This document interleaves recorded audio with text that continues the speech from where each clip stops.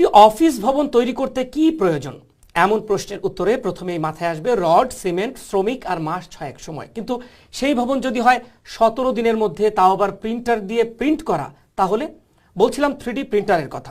সংযুক্ত আরব আমিরাতে এমনই অফিস বানিয়ে তাক লাগিয়ে দিয়েছেন বিশ্বকে। বিস্তারিত শারমিন নিপার প্রতিবেদনে। 3D প্রিন্টার বর্তমান সময়ে বেশ জনপ্রিয় একটি নাম। কিছুদিন আগেও এই 3D প্রিন্টারের ব্যবহার কেবল শিশুদের খেলনা বানানোর মধ্যেই সীমাবদ্ধ ছিল। বর্তমানে এই প্রিন্টার দিয়ে মানুষের শরীরের বিভিন্ন অঙ্গ প্রত্যঙ্গ সহ ঘরের আসবাবপত্র তৈরিতেও ব্যবহার করা হচ্ছে। অবাক করার বিষয় হচ্ছে, এই 3D প্রিন্টার দিয়ে এবার আস্ত একটি অফিস বানানো হয়েছে, আর তা ঘটেছে সংযুক্ত আরব আমিরাতের দুবাইয়ে।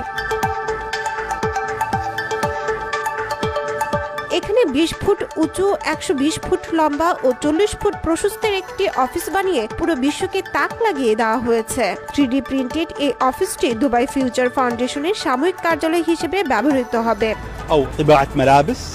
বিশ্বে প্রথমবারের মতো তৈরি এই অফিসটি 3D প্রিন্টিং সম্পর্কে মানুষকে ভিন্ন ধারণা দেবে বলে আমি আশাবাদী।